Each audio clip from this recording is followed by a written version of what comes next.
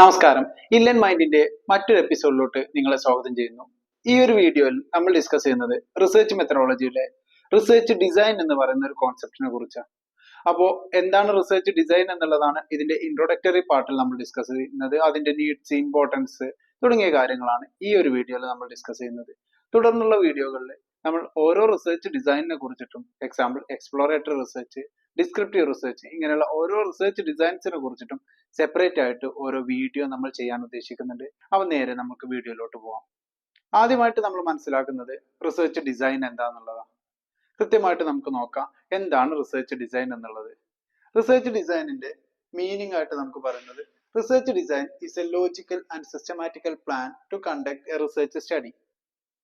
Research design എന്ന് പറയുന്നത് ഒരു പ്ലാൻ ആണ്. റിസർച്ച് എങ്ങനെ നടത്താം എന്നുള്ള, എങ്ങനെ നമ്മുടെ റിസർച്ചുമായിട്ട് മുന്നോട്ട് പോകണം എന്നുള്ള ആ ഒരു പ്ലാൻ തയ്യാറാക്കുന്നതിനെയാണ് റിസർച്ച് ഡിസൈൻ എന്ന് പറയുന്നത്. റിസർച്ച് നടത്തേണ്ട ഒരു സിസ്റ്റമാറ്റിക് പ്ലാന് തയ്യാറാക്കുന്ന ആ ഒരു പ്രോസസ്സിനെയാണ് റിസർച്ച് ഡിസൈൻ എന്ന് പറയുന്നത്. ഒന്നുകൂടെ പറഞ്ഞു കഴിഞ്ഞാൽ, റിസർച്ച് എങ്ങനെ നടത്തണം എന്നുള്ളതിന്റെ A to Z കാര്യങ്ങൾ പ്ലാൻ ചെയ്യുന്ന പ്രോസസ്സിനെയാണ് റിസർച്ച് ഡിസൈൻ പ്രിപ്പയർ ചെയ്യുക എന്ന് പറയുന്നത്. ക്ലിയർ ആയിട്ടുണ്ടാവും എന്ന് വിശ്വസിക്കുന്നു. ദെൻ റിസർച്ച് ഡിസൈനുമായിട്ട് ബന്ധപ്പെട്ട് അത് തയ്യാറാക്കുന്ന പർപ്പസ്, എന്ത് കാര്യത്തിനാണ് നമ്മൾക്കൊരു റിസർച്ച് ഡിസൈൻ വേണം എന്ന് പറയുന്നത്, അതിന്റെ പർപ്പസ് എന്തൊക്കെയാണെന്നുള്ളതാണ് ഇനി നമ്മൾ നോക്കുന്നത്. റിസർച്ച് ഡിസൈനിന്റെ ഒന്നാമത്തെ പർപ്പസ് ആയിട്ട് പറയുന്നത്, research design specify the objective of the study and the methodology and technique to be adopted to achieve the objectives. അതായത് ഒരു റിസർച്ചിന്റെ ഒബ്ജക്റ്റീവ് എന്താണ്, ആ ഒബ്ജക്റ്റീവ് അച്ചീവ് ചെയ്യാൻ വേണ്ട മെത്തഡോളജി, നമ്മൾ സ്വീകരിക്കേണ്ട റിസർച്ച് നടത്തേണ്ട ആ ഒരു രീതി എങ്ങനെയാണ്, അതുപോലെ തന്നെ ആ റിസർച്ചിന്റെ ടെക്നിക്സ്, ആ റിസർച്ചിൽ നമ്മൾ അഡോപ്റ്റ് ചെയ്യേണ്ട ഡാറ്റ കളക്ഷൻ ടെക്നിക്കുകൾ ഏതൊക്കെ, ഡാറ്റ അനാലിസിസ് ടെക്നിക്കുകൾ ഏതൊക്കെ, അതൊക്കെ ഏതൊക്കെയാണെന്ന് സ്പെസിഫൈ ചെയ്യാൻ വേണ്ടിയിട്ട് നമുക്ക് റിസർച്ച് ഡിസൈൻ അത്യാവശ്യമാണ്. ഒരു പ്ലാൻ തയ്യാറാക്കുന്ന ആവശ്യകത നമുക്കുണ്ട് എന്നാണ് പറയുന്നത്. ഒന്നാമത്തെ ഒബ്ജക്റ്റീവ് ക്ലിയർ ആണെന്ന് വിശ്വസിക്കുന്നു. ദെൻ അങ്ങനെയാണെങ്കിൽ നമുക്ക് രണ്ടാമത്തെ ഒബ്ജക്റ്റീവിലോട്ട് പോവാം. രണ്ടാമത്തെ പർപ്പസ് എന്താണെന്നുള്ളത് നമുക്ക് മനസ്സിലാക്കാം. രണ്ടാമത്തെ പർപ്പസ് എന്ന് പറയുന്നത്, it's A plan deciding the types and source of data. നമ്മുടെ റിസർച്ച് നടത്തുന്ന സമയത്ത് നമ്മൾക്ക് ഒരുപാട് ഡേറ്റകൾ ആവശ്യമുണ്ട്. ഈ ഡാറ്റകൾ കളക്ട് ചെയ്ത് അത് അനലൈസ് ചെയ്തിട്ടാണ് നമ്മൾ പുതിയ ഇൻഫറൻസസിലോട്ടും പുതിയ കൺക്ലൂഷനിലോട്ടും പോകുന്നത്. അപ്പോൾ ഏത് തരം ഡേറ്റയാണ്, ആ ഡേറ്റയുടെ ടൈപ്പ്, അത് പ്രൈമറി ഡാറ്റയാണോ അതോ സെക്കൻഡറി ഡാറ്റയാണോ, ഇനി അതിന്റെ സോഴ്സ്, പ്രൈമറി ഡാറ്റ ആണെങ്കിൽ അത് ഏത് സോഴ്സിൽ നിന്നും കണ്ടെത്താം, അതല്ല സെക്കൻഡറി ഡാറ്റ ആണെങ്കിൽ അത് ഏത് സോഴ്സുകളൊക്കെ നമുക്ക് അതിനു വേണ്ടി യൂസ് ചെയ്യാം എന്നുള്ളതാണ്. ആ ഒരു പ്ലാൻ റെഡിയാക്കുകയാണ് രണ്ടാമത്തെ പർപ്പസ് എന്ന് പറയുന്നത്. അതായത് റിസർച്ച് ഡിസൈനിന്റെ രണ്ടാമത്തെ പർപ്പസ് എന്ന് പറയുന്നത്, ഏത് തരം ഡാറ്റയാണ്, ആ ഡാറ്റ എങ്ങനെ കളക്ട് ചെയ്യുക എന്നുള്ളത് ഐഡന്റിഫൈ ചെയ്യുക, അതിനുള്ള പ്ലാൻ റെഡിയാക്കുക എന്നുള്ളതാണ്. പ്രൈമറി ഡാറ്റ എന്ന് പറഞ്ഞു കഴിഞ്ഞാൽ നമുക്കറിയാം, നമ്മൾ നേരിട്ട് കളക്ട് ചെയ്യുന്ന ഫസ്റ്റ് ഹാൻഡ് ഇൻഫർമേഷൻ ആണ് പ്രൈമറി ഡാറ്റ എങ്കിൽ, സെക്കൻഡറി ഡാറ്റ മുൻപ് ആരെങ്കിലും മറ്റേതെങ്കിലും പർപ്പസിന് വേണ്ടി കളക്ട് ചെയ്ത ഡാറ്റ നമ്മുടെ പഠനത്തിന് യൂസ് ചെയ്യുന്നതിനെയാണ് സെക്കൻഡറി ഡാറ്റ എന്ന് പറയുന്നത്. ഇനി മൂന്നാമത്തെ ഒബ്ജക്റ്റീവ് എന്താ നമുക്ക് നോക്കാം. മൂന്നാമത്തെ ഒബ്ജക്റ്റീവ് പറയുന്നത്, it's a program specifying the method of collecting, analysing and interpreting the observation and data. എന്ന് പറഞ്ഞു കഴിഞ്ഞാൽ, നമ്മൾ റിസർച്ചിലോട്ട് ആവശ്യമായിട്ടുള്ള ഡാറ്റ എങ്ങനെ കളക്ട് ചെയ്യണം, ആ ഡാറ്റ എങ്ങനെ അനലൈസ് ചെയ്യണം, ആ അനലൈസ് ചെയ്ത ഡാറ്റയ്ക്ക് എങ്ങനെ ഇന്റർപ്രിട്ടേഷൻ കൊടുക്കണം, അതിന്റെ മീനിങ് എങ്ങനെ കൊടുക്കണം, തുടങ്ങിയ കാര്യങ്ങളെ കുറിച്ച് ഒരു പ്ലാൻ തയ്യാറാക്കുക എന്നുള്ളതും റിസർച്ച് ഡിസൈനിന്റെ മറ്റൊരു പർപ്പസ് ആണ്. ഇനി നാലാമത്തെ പർപ്പസിലോട്ട് വരുമ്പോൾ, it decide the allocation of resource and time frame. നമുക്കറിയാം, ഒരു റിസർച്ച് ചെയ്യുന്ന വ്യക്തി ഏറ്റവും കൂടുതൽ ഫേസ് ചെയ്യുന്നത് അദ്ദേഹത്തിന്റെ റിസോഴ്സസിന്റെ ലിമിറ്റേഷൻ ആണ്. റിസോഴ്സ് എന്ന് പറയുന്നത് മണി ആവാം, ടൈം ആവാം, ലേബർ ആവാം, അതേപോലെ തന്നെ എന്യൂമറേറ്റേഴ്സ് അഥവാ ഡാറ്റ കളക്ട് ചെയ്യുന്ന ആളുകളുടെ അഭാവമാവാം. അതൊക്കെ എങ്ങനെ മാനേജ് ചെയ്യണം എന്നുള്ള ഒരു പ്രീ പ്ലാൻ തയ്യാറാക്കുന്നതിനെയാണ് നമ്മൾ റിസർച്ച് ഡിസൈൻ ഡെവലപ്പ് ചെയ്യുക എന്ന് പറയുന്നത്. മനസ്സിലായിട്ടുണ്ടാവും എന്ന് വിചാരിക്കുന്നു. നമ്മൾ ഇവിടെ പറഞ്ഞത് റിസർച്ച് ഡിസൈനിന്റെ 4 പർപ്പസുകളാണ്. നേരത്തെ പറഞ്ഞ റിസർച്ച് ഡിസൈൻ റിസർച്ചിന്റെ പ്ലാൻ ആണെന്ന് നമ്മൾ പറഞ്ഞു. ഇനി അതിൽ പറയുന്നുണ്ട്, താഴെ നിങ്ങൾക്ക് യെല്ലോ ഫോണ്ടിൽ കൊടുത്തിട്ടുള്ള ആ ഒരു മീനിങ് നിങ്ങൾ ശ്രദ്ധിക്കുക. Research design constitute the blue print of research. എക്സാമിന് ചോദിക്കുന്ന ഒരു ക്വസ്റ്റ്യൻ ആണ്, എന്താണ് ബ്ലൂ പ്രിന്റ്? ബ്ലൂ പ്രിന്റ് എന്ന് പറഞ്ഞു കഴിഞ്ഞാൽ ഒരു റിസർച്ച് ഡിസൈനിനെയാണ് ബ്ലൂ പ്രിന്റ് എന്ന് പറയുന്നത്. അപ്പോൾ research design is a blueprint of research study similar to the blueprint of building detailing all the relevant details. നമ്മളൊരു വീട് നിർമ്മിക്കുന്ന സമയത്ത് നമ്മൾ അതിനൊരു പ്ലാൻ തയ്യാറാക്കും. ആ പ്ലാൻ തയ്യാറാക്കിയതിന് ശേഷമാണ് അതിന്റെ ഇന്റീരിയർ ആണെങ്കിലും എക്സ്റ്റീരിയർ ആണെങ്കിലും നമ്മളൊരു പ്ലാൻ റെഡിയാക്കും. ആ പ്ലാനിന്റെ ബേസിലാണ് നമ്മൾ ആ വീട് നിർമ്മിക്കുന്നത്. അങ്ങനെ റിസർച്ചിനുള്ള ഒരു പ്ലാൻ ആണ്, റിസർച്ച് എങ്ങനെ നടത്തണം എന്ന് തീരുമാനിക്കുന്ന ഒരു പ്ലാനിനെയാണ്, ബ്ലൂ പ്രിന്റിനെയാണ് റിസർച്ച് ഡിസൈൻ എന്ന് പറയുന്നത്. നെക്സ്റ്റ് നമ്മൾ നോക്കാൻ പോകുന്നത് research design must attend or must deliver the answer to the following questions. അഥവാ നമ്മൾ തയ്യാറാക്കിയ ഈ ഒരു പ്ലാന് ഇനി ചോദിക്കുന്ന ചോദ്യങ്ങൾക്കെല്ലാം ഉത്തരമുള്ള ഒരു പ്ലാനായി മാറണം. അഥവാ ഒരു റിസർച്ച് ഡിസൈനിൽ എന്തൊക്കെ കാര്യങ്ങളാണ് ഇൻക്ലൂഡ് ചെയ്യേണ്ടത് എന്നുള്ളതാണ് ഇനി നമ്മൾ നോക്കാൻ പോകുന്നത്. അതിൽ ആദ്യമായിട്ട് പറയുന്നത് what is the study about. ഈ പഠനം എന്തിനെ കുറിച്ചിട്ടാണ്, അതല്ലെങ്കിൽ ഈ പഠനം ഫോക്കസ് ചെയ്യുന്നത് ഏത് മേഖലയാണെന്നുള്ളത്. രണ്ടാമത് വരുന്നത് why is the study undertaken. എന്തുകൊണ്ടാണ് ഈ ഒരു കാലഘട്ടത്തിൽ ഇങ്ങനൊരു ടോപ്പിക് നമ്മൾ പഠനത്തിന് വിധേയമാക്കിയത്? അതിനുള്ള ഒരു ഉത്തരം നമ്മുടെ റിസർച്ച് ഡിസൈനിൽ വേണം. മറ്റൊന്ന് വരുന്നത് where will the study be carried out. എവിടെയാണ് ഈ പഠനം നടക്കുന്നത് എന്നൊരു ഉത്തരം കൂടെ റിസർച്ച് ഡിസൈനിൽ വേണം. അതുപോലെ what type of data is required. നമ്മുടെ പഠനത്തിന് ഏത് തരത്തിലുള്ള ഡാറ്റയാണ് നമുക്ക് ആവശ്യം? പ്രൈമറി ഡാറ്റയാണോ, സെക്കൻഡറി ഡാറ്റയാണോ? പ്രൈമറി ഡാറ്റയാണെങ്കിൽ അത് ഏതൊക്കെ സോഴ്സിൽ നിന്നുണ്ട്, സെക്കൻഡറി ഡാറ്റയാണെങ്കിൽ അത് ഏതൊക്കെ സോഴ്സിൽ നിന്നുണ്ട്, കൃത്യമായിട്ട് നമ്മൾ ഐഡന്റിഫൈ ചെയ്യണം. ആൻഡ് മറ്റൊന്ന് വരുന്നത് where can the data be found. എവിടുന്നാണ് നമ്മൾക്ക് ഈ ഡാറ്റകൾ കിട്ടുക? പ്രൈമറി ഡാറ്റ ആണെങ്കിൽ അത് എവിടെ നിന്നുമാണ് നമ്മൾ കളക്ട് ചെയ്യുന്നത് എന്നുള്ളതും ഇതിന്റെ ഒരു ഭാഗമാണ്. ഇനി മറ്റൊരു ക്വസ്റ്റ്യൻ ഇതിൽ അഡ്രസ് ചെയ്യേണ്ടത് when can be conduct the study. ഏത് സമയത്താണ് നമ്മൾ ഈ പഠനം നടത്തേണ്ടത്? എല്ലാത്തിനുള്ള ഒരു പ്ലാനാണ് റിസർച്ചിന്റെ ഡിസൈന്. നിങ്ങൾക്ക് ഇപ്പോ ചിന്തിച്ചു കഴിഞ്ഞാൽ ആ ഒരു ഉത്തരത്തിലോട്ട് നിങ്ങൾ എത്തുന്നുണ്ടാവും. അതായത് that means period of study, നമ്മൾ പഠനം നടത്തുന്നത് ഏത് കാലഘട്ടത്തിലാണെന്നുള്ളത്. അതേപോലെ തന്നെ what will be the sampling design. നമ്മുടെ പഠനത്തിലോട്ട് ആവശ്യമായിട്ടുള്ള ആളുകളെ എങ്ങനെ കണ്ടെത്തും എന്നുള്ളത്. പഠനത്തിന് ചിലപ്പോൾ നമ്മൾക്ക് 1000 ആളുകളെ ബാധിക്കുന്ന, അല്ലെങ്കിൽ 10,000 ലക്ഷക്കണക്കിന് ആളുകളെ ബാധിക്കുന്ന ഒരു വിഷയമായിരിക്കും നമ്മൾ തിരഞ്ഞെടുത്തിട്ടുണ്ടാവുക. ഇതിൽ നമ്മൾക്ക് ഈ ലക്ഷക്കണക്കിനോ ആയിരക്കണക്കിനോ ആളുകളെ നേരിട്ട് പോയി കണ്ട് ഡാറ്റ കളക്ട് ചെയ്യാൻ നമുക്ക് സമയം ഉണ്ടാവണമെന്നില്ല. അപ്പൊ നമ്മൾ അവരിൽ നിന്നും ചുരുങ്ങിയ ആളുകളെ നമ്മൾ സെലക്ട് ചെയ്യും. 1000-ൽ നിന്ന് ഒരു 100 പേരെയോ 10,000-ൽ നിന്ന് ഒരു 500 പേരെയോ ഒക്കെ നമ്മൾ സെലക്ട് ചെയ്യും. ഈ 100 പേരെയും 500 പേരെയാണ് നമ്മൾ എന്തെന്ന് പറയുന്നത്? സാമ്പിളുകൾ എന്ന് പറയുന്നത്. അപ്പൊ ഈ സാമ്പിളുകൾ എങ്ങനെ കണ്ടെത്താമെന്നുള്ളത്. മറ്റൊന്ന് പറയുന്നത് what technique are to be used in collecting data. Data collect ചെയ്യാൻ നിങ്ങൾ ഉപയോഗിക്കുന്ന ടെക്നിക്കുകൾ ഏതൊക്കെ? ഇന്റർവ്യൂ ആണോ, ഫോക്കസ്ഡ് ഗ്രൂപ്പ് ആണോ, ഷെഡ്യൂളുകളാണോ, ക്വസ്റ്റ്യനെയറുകളാണോ? കൃത്യമായിട്ട് പ്രീ പ്ലാൻ തയ്യാറാക്കണം. മറ്റൊന്ന് പറയുന്നത് how will the data B analysed. നമ്മൾ കളക്ട് ചെയ്ത ഡാറ്റ എങ്ങനെയാണ് അനലൈസ് ചെയ്യേണ്ടത്? നമ്മൾ കളക്ട് ചെയ്ത ഡാറ്റ ഒരു അനാലിസിസ് പർപ്പസിന് യൂസ്ഫുൾ അല്ലാത്ത ഒരു ഡാറ്റ നമ്മൾക്ക് കളക്ട് ചെയ്തതുകൊണ്ട് കാര്യമില്ല. അപ്പൊ നമ്മൾ കളക്ട് ചെയ്ത ഡാറ്റ ഏത് ടൂളുകൾ വെച്ചിട്ടാണ്, ഏത് സ്റ്റാറ്റിസ്റ്റിക്കൽ ടൂൾസ് വെച്ചിട്ടാണ് നമ്മൾ അനലൈസ് ചെയ്യാൻ ഉദ്ദേശിക്കുന്നത് എന്നുള്ളതിനെ കുറിച്ചുള്ള ഒരു പ്ലാനും കൂടെ നമ്മുടെ മൈൻഡിൽ വേണം. ലാസ്റ്റ് ആയിട്ട് പറയുന്നത് what should be the style of report. എല്ലാം കഴിഞ്ഞു കഴിഞ്ഞാൽ നമ്മുടെ റിസർച്ചിൽ നമ്മൾ കണ്ടെത്തിയ കാര്യങ്ങൾ എങ്ങനെയാണ് ജനങ്ങൾ അറിയുക? നിങ്ങൾ ചിന്തിച്ചിട്ടുണ്ടോ? നമ്മൾ കണ്ടെത്തിയ കാര്യങ്ങൾ ജനങ്ങൾ അറിയുന്നത് നമ്മുടെ റിസർച്ച് റിപ്പോർട്ടിലൂടെയാണ്. അല്ലാതെ നമുക്ക് ജനങ്ങളുമായിട്ടോ അതല്ലെങ്കിൽ നമ്മൾ അസൈൻ ചെയ്ത അതോറിറ്റിയുമായിട്ടോ നമ്മുടെ റിസർച്ചിന്റെ ഫൈൻഡിങ്സുകളും നമ്മുടെ കൺക്ലൂഷൻസും കമ്മ്യൂണിക്കേറ്റ് ചെയ്യാൻ യാതൊരു മാർഗവും ഇല്ല. അപ്പൊ റിസർച്ച് റിപ്പോർട്ടാണ് അതിനുള്ള ഒരു മാർഗം. അപ്പൊ ഇത്തരത്തിലുള്ള റിസർച്ച് റിപ്പോർട്ട് ഏത് രീതിയിലാണ് പ്രിപ്പയർ ചെയ്യേണ്ടത് എന്നുള്ള ഒരു പ്ലാനും കൂടെ നിങ്ങളുടെ മൈൻഡിൽ വേണം. അപ്പോൾ ഇത്രയും ക്വസ്റ്റ്യൻസിന് ആൻസർ ചെയ്യാൻ പറ്റുന്ന രീതിയിലായിരിക്കണം നിങ്ങളുടെ റിസർച്ച് ഡിസൈൻ ഡെവലപ്പ് ചെയ്യേണ്ടത്. ഇനി നമ്മൾ നോക്കാൻ പോകുന്നത് നമ്മുടെ റിസർച്ച് ഡിസൈനുമായിട്ട് ബന്ധപ്പെട്ട പ്രധാനപ്പെട്ട 4 കോമ്പോണന്റുകളെ കുറിച്ചാണ്.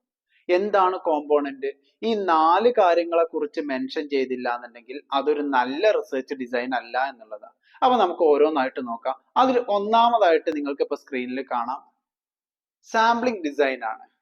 സാമ്പിളിംഗ് ഡിസൈൻ എന്ന് പറഞ്ഞു കഴിഞ്ഞാൽ നിങ്ങൾക്ക് റിസർച്ചുമായിട്ട് ബന്ധപ്പെട്ട ഡാറ്റകൾ കളക്ട് ചെയ്യേണ്ടതായിട്ടുണ്ട്. ആ കളക്ട് ചെയ്യാൻ നിങ്ങൾക്ക് ഓരോ വ്യക്തികളെ, നമ്മൾക്ക് ഓരോ സാമ്പിളുകൾ ആവശ്യമുണ്ട്. അതായത് ഒരു വ്യക്തിയിൽ നിന്നൊക്കെ ആയിരിക്കും നമ്മൾ ഡാറ്റ കളക്ട് ചെയ്യുന്നത്. ആ വ്യക്തികളെ എങ്ങനെ കണ്ടെത്താം എന്നുള്ള ഒരു പ്ലാൻ ആണ് സാമ്പിളിംഗ് ഡിസൈനിലുകൊണ്ട് ഉദ്ദേശിക്കുന്നത്. അതിൽ നിങ്ങൾക്ക് ഇപ്പോ നമ്മുടെ പഠനവുമായിട്ട് ബന്ധപ്പെട്ട എല്ലാ വ്യക്തികളുടെ അടുത്തും പോയിട്ട് നേരിട്ട് ഡാറ്റ കളക്ട് ചെയ്യാം. അതായത് ഇതിന് നമ്മൾ സെൻസസ് മെത്തേഡ് എന്നാ പറയാം.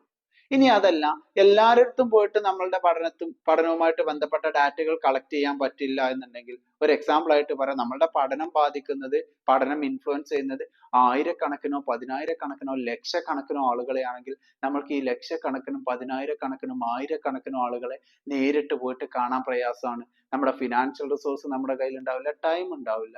അപ്പൊ ഇവരെ റെപ്രസെന്റ് ചെയ്തുകൊണ്ട് ചുരുക്കം ചില ആളുകളുടെ കയ്യിൽ നിന്ന് മാത്രം ഡാറ്റ കളക്ട് ചെയ്യുകയാണെങ്കിൽ അതിനെ സാമ്പിളിംഗ് ടെക്നിക്ക് എന്ന് പറയും. അങ്ങനെയാണെങ്കിലും ഈ ആളുകളെ എങ്ങനെ കണ്ടെത്തും എന്നുള്ളതാണ് ഒന്നാമതായിട്ട് വരുന്ന സാമ്പിളിംഗ് ഡിസൈനിൽ പറയുന്നത്. ഇനി രണ്ടാമതായിട്ട് വരുന്നത് ഡാറ്റ കളക്ഷൻ ഡിസൈനാണ്. ഡാറ്റ കളക്ഷൻ ഡിസൈൻ എന്ന് പറയുമ്പോൾ നമ്മൾ ആളുകളെ കണ്ടെത്തി ഇനി ഈ ആളുകളുടെ കയ്യിൽ നിന്ന് ഏത് രീതിയിലാണ് ഡാറ്റ കളക്ട് ചെയ്യുക, നമ്മൾ അവരുടെ കയ്യിൽ നിന്ന് ക്വസ്റ്റ്യനെയർ കൊടുക്കണോ? ക്വസ്റ്റ്യനെയർ എന്ന് പറഞ്ഞു കഴിഞ്ഞാൽ ഒരു ഇന്റർവ്യൂവർ, അതല്ലെങ്കിൽ ഒരു എന്യൂമറേറ്റർ, അതല്ലെങ്കിൽ നമ്മൾ റിസർച്ച് നടത്തുന്ന വ്യക്തി അവർക്കൊരു ചോദ്യാവലി കൊടുക്കുന്നു. ആ ചോദ്യാവലി അവർ ഫില്ല് ചെയ്യുന്നു, അവരത് തിരിച്ച് നമ്മളെ ഏൽപ്പിക്കുന്നു. ഇതാണ് ക്വസ്റ്റ്യനെയർ. എന്നാൽ ഷെഡ്യൂൾ അങ്ങനെയല്ല. ഷെഡ്യൂളുകളുടെ പ്രത്യേകത എന്ന് പറയുന്നത് നമ്മൾ അവരോട് ചോദ്യങ്ങൾ ചോദിക്കുന്നു, അവരുടെ റെസ്പോൺസ് നമ്മൾ റെക്കോർഡ് ചെയ്യുന്നു. അതായത് എന്യൂമറേറ്റർ തന്നെ ആ കാര്യങ്ങൾ റെക്കോർഡ് ചെയ്യപ്പെടുന്നു. അപ്പൊ നമുക്ക് ഷെഡ്യൂളുകൾ യൂസ് ചെയ്യണോ, ക്വസ്റ്റ്യനെയർ യൂസ് ചെയ്യണോ, ഇന്റർവ്യൂ നടത്തണോ, ഒബ്സർവേഷൻ നടത്തണോ, ഇതിൽ ഏത് മെത്തേഡിലൂടെയാണ് നമ്മൾ ഡാറ്റ കളക്ഷൻ നടത്തേണ്ടത് എന്നുള്ളത് തീരുമാനിക്കണം. മൂന്നാമതായിട്ട് വരുന്നത് സ്റ്റാറ്റിസ്റ്റിക്കൽ ഡിസൈനാണ്.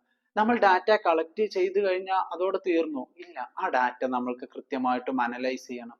അനലൈസ് ചെയ്യാൻ ഏതൊക്കെ സ്റ്റാറ്റിസ്റ്റിക്കൽ ടൂൾസ് ഉപയോഗിക്കണം എന്നുള്ളത് തീരുമാനിക്കുക.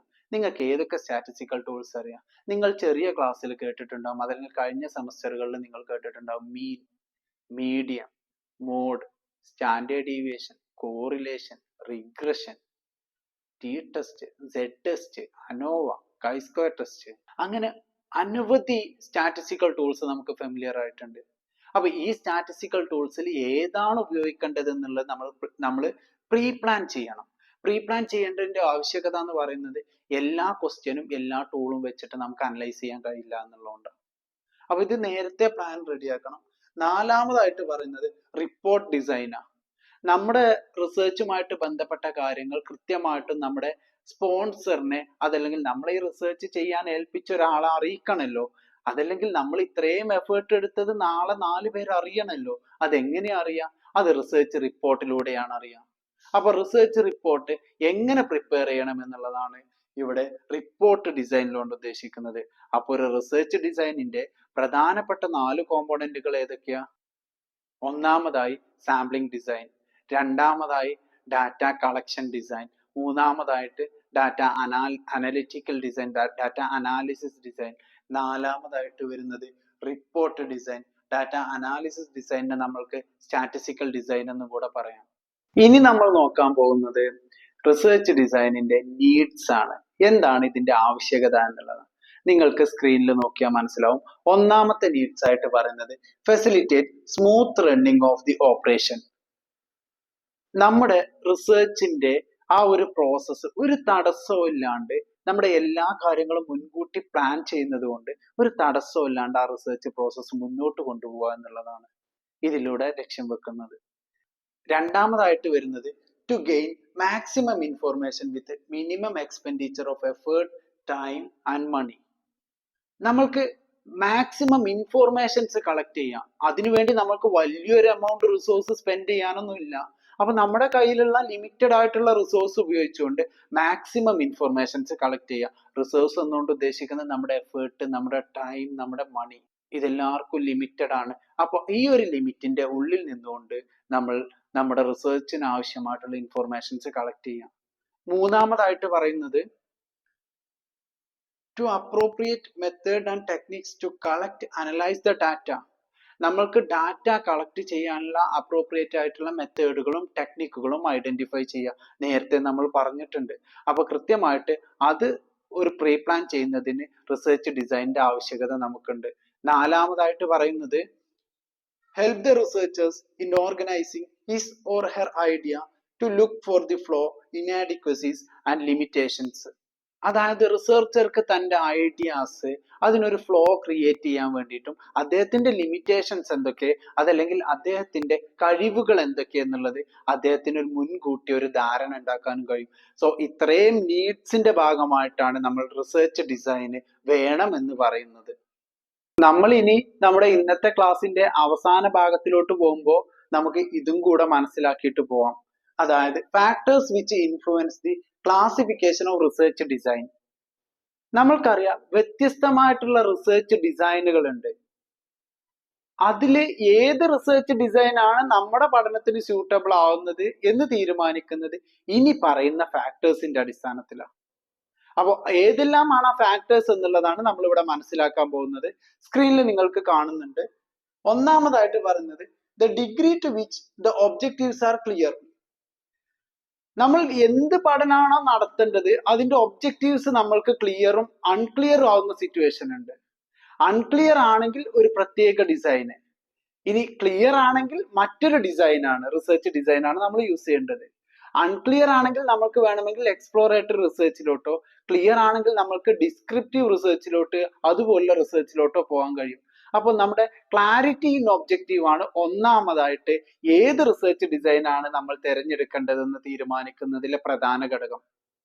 ഇനി രണ്ടാമതായിട്ട് the method of data collection. നമ്മൾ ഡാറ്റ കളക്ട് ചെയ്യുന്ന രീതി അത് നമ്മുടെ റിസർച്ച് ഡിസൈനിനെ ഇൻഫ്ലുവൻസ് ചെയ്യുന്നുണ്ട്. സപ്പോസ് ഒബ്സർവേഷൻ മെത്തേഡിലൂടെയാണ് നമ്മൾ ഡാറ്റ കളക്ട് ചെയ്യുന്നതുണ്ടെങ്കിൽ അതൊരു ഒബ്സർവേഷണൽ സ്റ്റഡി ആവും. ഇനി അതല്ല ഇന്റർവ്യൂ മെത്തേഡിലൂടെയാണ് ഡാറ്റ കളക്ട് ചെയ്യുന്നുണ്ടെങ്കിൽ അതൊരു ഒപ്പീനിയൻ സ്റ്റഡി ആയിട്ട് മാറും. വ്യത്യാസങ്ങൾ സ്റ്റഡിയിൽ വ്യത്യസ്തതകൾ വരുന്നത് നിങ്ങൾക്ക് ഇവിടെ നിരീക്ഷിക്കാൻ കഴിയുന്നുണ്ടാവും. ഇനി മൂന്നാമതായിട്ട് വരുന്ന ഒരു ഫാക്ടർ എന്ന് പറയുന്നത് the ability of the researcher to interfere. ചില പഠനങ്ങളിൽ റിസർച്ച് നടത്തുന്ന വ്യക്തികൾക്ക് കൃത്യമായിട്ട് ആ പഠനത്തിൽ ഒരു ഇൻഫ്ലുവൻസും ചെയ്യാൻ കഴിയില്ല. ഒരു എക്സാമ്പിൾ ആയിട്ട് പറയുകയാണെങ്കിൽ ഡിസ്ക്രിപ്റ്റീവ് സ്റ്റഡീസിൽ ഒരു വസ്തുവിന്റെ അതല്ലെങ്കിൽ ഒരു പ്രതിഭാസത്തിന്റെ വാട്ട്, വെയർ, വെൻ, വിച്ച് ഈ ക്വസ്റ്റ്യൻസുകളെ നമുക്ക് പഠിക്കാൻ കഴിയുള്ളൂ. അതല്ലെങ്കിൽ അത് എന്തുകൊണ്ട്, എങ്ങനെ സംഭവിച്ചു തുടങ്ങിയ കാര്യങ്ങളൊന്നും അതിൽ ഫോക്കസ് ചെയ്യാൻ കഴിയില്ല. അപ്പൊ അതില് റിസർച്ചർക്ക് ഇന്റർഫിയർ ചെയ്യാൻ കഴിയുന്നതിനൊരു ലിമിറ്റേഷൻ ഉണ്ട്. എന്നാൽ എക്സ്പെരിമെന്റൽ സ്റ്റഡിയിലോട്ട് വരുന്ന സമയത്ത് എക്സ്പെരിമെന്റൽ റിസർച്ച് ഡിസൈൻ ആണ് നിങ്ങൾ നടത്തുന്നതെങ്കിൽ അവിടെ റിസർച്ചർക്ക് കൃത്യമായിട്ട് ഇന്റർഫിയർ ചെയ്യാൻ കഴിയും. റിസർച്ചിന്റെ പഠനങ്ങളിൽ അദ്ദേഹത്തിന്റെ എക്സ്പെരിമെന്റിന്റെ സമയത്ത് ചില വാരിയബിൾസ് ചേഞ്ച് ചെയ്തുകൊണ്ട് അദ്ദേഹത്തിന് അതിന്റെ ഔട്ട്പുട്ടിൽ വരുന്ന വ്യത്യാസങ്ങൾ ഒബ്സർവ് ചെയ്യാൻ കഴിയും. അപ്പോൾ ഇതിൽ ഏത് നേച്ചറിലുള്ള പഠനമാണെന്നുള്ളതാണ് മൂന്നാമത്തെ പോയിന്റ്. നാലാമത്തെ പോയിന്റിലോട്ട് വരുമ്പോൾ the purpose of study. Purpose of study എന്ന് പറയുന്നത് റിസർച്ചിന്റെ പർപ്പസ് എന്താണ്? നിങ്ങൾ കണ്ടെത്താൻ പോകുന്നത് വാട്ട്, വെയർ, വെൻ, വിച്ച് ഈ ക്വസ്റ്റ്യൻസ് ഒക്കെ ആണെങ്കിൽ നിങ്ങൾക്ക് ഒരു ഡിസ്ക്രിപ്റ്റീവ് സ്റ്റഡിയാണ് നല്ലത്. ഇനി അതല്ല നിങ്ങൾ ഹൈപ്പോത്തസിസ് ടെസ്റ്റ് ചെയ്യാൻ പോകുന്നുണ്ടെങ്കിലോ നിങ്ങൾക്കൊരു എംപിരിക്കൽ സ്റ്റഡിയാണ് നല്ലത്. ഇനി നിങ്ങൾ ഹൗ, എങ്ങനെ സംഭവിച്ചു, അല്ലെങ്കിൽ എന്തുകൊണ്ട്, വൈ എന്നുള്ള പാർട്ടാണ് നിങ്ങൾ ആൻസർ ചെയ്യാൻ പോകുന്നുണ്ടെങ്കിൽ നിങ്ങൾക്ക് ഡയഗ്നോസ്റ്റിക് ഓർ കോസൽ സ്റ്റഡീസ് ആണ് നിങ്ങൾക്ക് ഏറ്റവും നല്ലത് നിങ്ങൾ മനസ്സിലാക്കുക. അപ്പൊ ലാസ്റ്റ് വരുന്നത് ടൈം ഡയമെൻഷൻ. നിങ്ങൾക്കൊരു ഷോർട്ട് പീരീഡിൽ കംപ്ലീറ്റ് ചെയ്യേണ്ട റിസർച്ച് ആണോ അതല്ലെങ്കിൽ ഒരു ലോങ് പീരീഡ് എടുത്ത് കംപ്ലീറ്റ് ചെയ്യേണ്ട റിസർച്ച് ആണോ എന്നുള്ളതാണ്.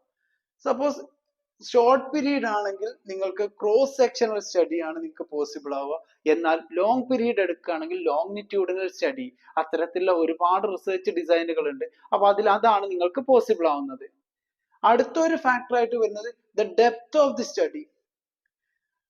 നിങ്ങളുടെ എത്ര ആഴത്തിൽ നിങ്ങൾക്ക് പഠനം നടത്തണം. പെരിഫറൽ ആയിട്ട് ഒരു ഓവർവ്യൂ ഉണ്ടാക്കാനുള്ള പഠനമാണോ അതല്ല ഒരു റിസർച്ചിന്റെ എല്ലാ ആസ്പെക്ട്സിലോട്ടും നിങ്ങൾ കടന്നു പോകുന്നുണ്ടോ എന്നുള്ളത് നിങ്ങളുടെ റിസർച്ച് ഡിസൈനിന്റെ സെലക്ഷൻ ഇൻഫ്ലുവൻസ് ചെയ്യുന്നുണ്ട്.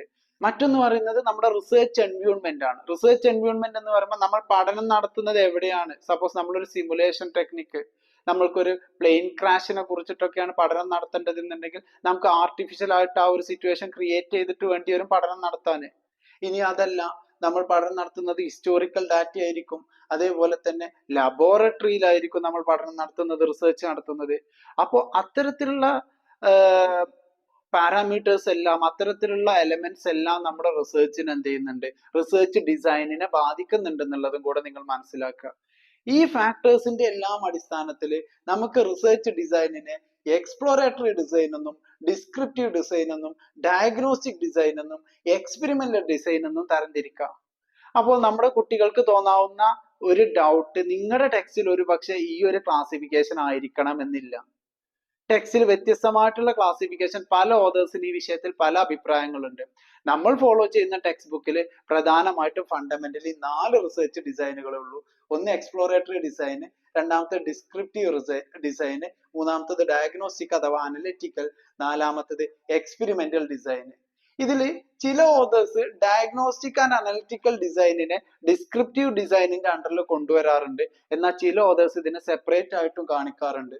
then അതുപോലെ observation study, communication based study, cross sectional, longitudinal study, case study, historical study, ഇതെല്ലാം വരുന്നത് ഡിസ്ക്രിപ്റ്റീവ് റിസർച്ച് ഡിസൈനിന്റെ അണ്ടറിലാണ്. അപ്പൊ എക്സാമിന് പല ടെക്സ്റ്റുകളിൽ ഇതെല്ലാം വ്യത്യസ്ത പോയിന്റുകളായിട്ട് കൊടുക്കുന്ന ടെക്സ്റ്റ് ബുക്കുകളും ഉണ്ട്. ഇതെല്ലാം ഒരൊറ്റ ഈ പറഞ്ഞ പോലെ 4 ഗ്രൂപ്പിലായിട്ട് കൊടുക്കുന്ന ടെക്സ്റ്റ് ബുക്കുകളും ഉണ്ട്. അപ്പൊ ഇത് തെറ്റ് പറയാൻ കഴിയില്ല, ഒരു കുട്ടിക്ക് എങ്ങനെ വേണമെങ്കിലും ഇത് എഴുതി വെക്കാം. അപ്പോൾ ഇന്നത്തെ വീഡിയോയിൽ നമ്മൾ ഇത്രയാണ് ഡിസ്കസ് ചെയ്യുന്നത്. കുറച്ച് കണ്ടന്റ് ലെങ്തി ആയിട്ടുണ്ട്. ഇനി നമ്മൾക്ക് അടുത്ത വീഡിയോകളിൽ നമ്മൾക്ക് ഓരോ റിസർച്ച് ഡിസൈനിനെ കുറിച്ചും പരിചയപ്പെടാം. അപ്പോൾ ഒരു കാര്യം ഓർമ്മപ്പെടുത്തുകയാണ്, നിങ്ങൾക്ക് ഈ വീഡിയോ ഹെൽപ്ഫുൾ ആണെന്നുണ്ടെങ്കിൽ നിങ്ങളുടെ ഫ്രണ്ട്സിനോട് ഷെയർ ചെയ്ത് കൊടുക്കുക. അതുപോലെ തന്നെ നിങ്ങൾ ഈ ചാനൽ ഇതുവരെ സബ്സ്ക്രൈബ് ചെയ്തില്ലെങ്കിൽ സബ്സ്ക്രൈബ് ചെയ്യുകയും ചെയ്യുക. നമ്മുടെ ഒരു വാട്സപ്പ് കമ്മ്യൂണിറ്റിയുടെ ലിങ്ക് താഴെ കൊടുക്കുന്നുണ്ട് ഡിസ്ക്രിപ്ഷനിൽ. ആ ലിങ്കിൽ കയറിയിട്ട് നിങ്ങൾ ജോയിൻ ചെയ്യുക. ഇതുമായിട്ട് ബന്ധപ്പെട്ട ഡൗട്ട്സുകൾ നിങ്ങൾക്ക് അവിടെ ക്ലാരിഫൈ ചെയ്യാവുന്നതാണ്. Okay, thank you.